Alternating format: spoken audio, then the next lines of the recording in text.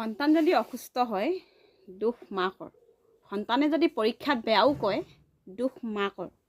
সন্তানে যদি খাবলৈ নিবিচাৰে জেদ কৰে দুখ মাকৰ। সন্তানৰ যদি বেমাৰ আজাৰো হয় ৰাতি টোপনি ক্ষতি কৰি থাকিব লাগিব মাকৰে। হয়নে নহয় আপোনালোকে ক'বচোন। আৰু যেতিয়া সন্তানে যদি পৰীক্ষাত A+ পাই যায় বা সন্তানে যদি পৰীক্ষাত নাম্বাৰ 1 হৈ যায় তেতিয়া গৌৰৱ কিন্তু দেউতাকৰ। মোৰ ল'ৰা হ'বই আৰু। সন্তানে যদি যি বস্তু দিয়ে সেই বস্তুকে যদি পটাপট খাই দিয়ে ল'ৰাই, কাৰ ল'ৰা? মোৰহে ল'ৰা, খাবই।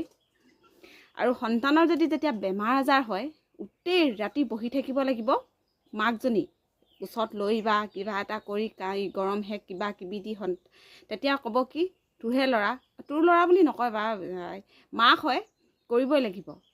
আৰু যেতিয়া সন্তান যেতিয়া ভাল হ'ব ন তেতিয়া ল'ৰাটো খেলি কৰি থাকিব। বাপেকে কি বুলি ক'ব? মোৰ ল'ৰা, ক'ত বেমাৰ আজাৰ হ'ব, আৰু বেমাৰ হ'লেও মই চাম। কিন্তু প্ৰত্যেকটো সমস্যা কিন্তু মাকৰ গাত দিয়ে। যেতিয়া ল'ৰা ভাল হৈ থাকিব, সন্তানে যেতিয়া পৰীক্ষাৰ ৰিজাল্ট ভাল কৰিব তেতিয়া হ'ব কি মোৰ ল'ৰা। আৰু সন্তানে যেতিয়া বেমাৰ আজাৰ হ'ব তেতিয়া ক'ব কি তইহে কৰিলি বেমাৰ, তোৰ ল'ৰা। এইটো ক'লে ভুল।